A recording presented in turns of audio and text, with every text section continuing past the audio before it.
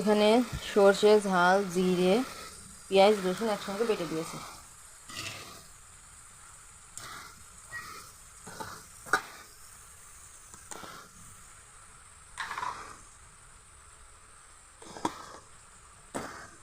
এটা আপনারা ভেবেন না যে এটা আবার কি, এটা সুবরির খোলা, সুবরির এই যে পাতার গুঁড়া, হাত জ্বলে যার কারণে এটা ব্যবহার করি।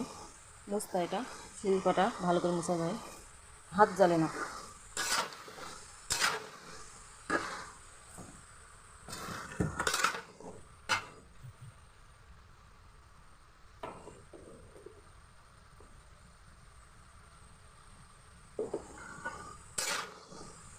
এর ভিতরে মাছ দেবো না, মাছ দিলে ছেলেপিলে খেতে চায় না, যার কারণে দিছি না।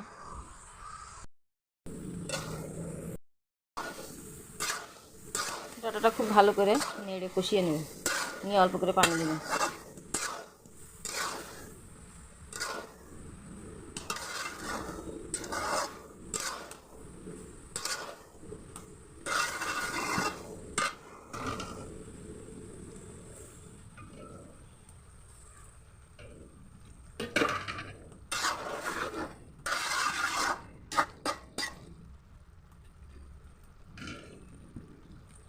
ওল কচুর ডাঁটাতে পানি কম লাগে, তারপরে আপনারা আপনাদের পরিমাণ মতো দিয়ে নেবেন।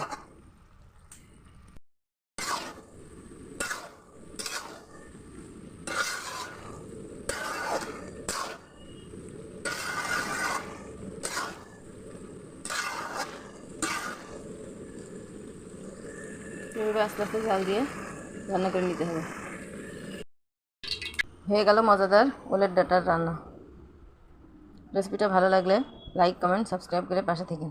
কার কার ওলের ডাঁটা খেতে ভালো লাগে কমেন্ট করে জানাবেন।